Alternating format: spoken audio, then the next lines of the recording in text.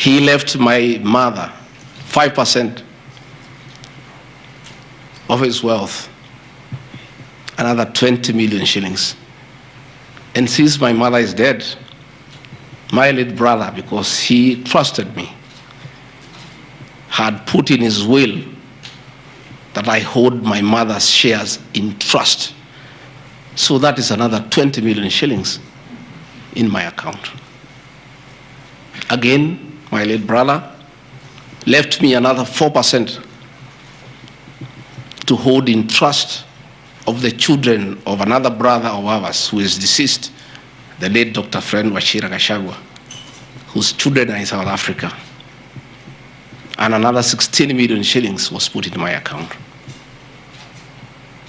My late brother gave 2% to my wife, Pastor Dorcas, because of her kindness of looking after him when he was ill.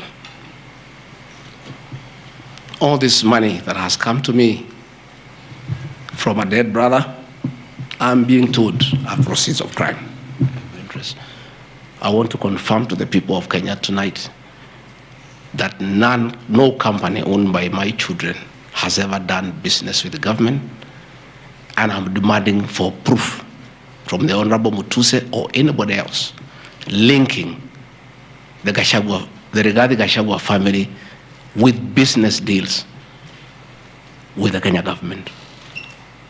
I agreed with my children that they do business with the private sector, do farming, and run the family business that I bequeathed them.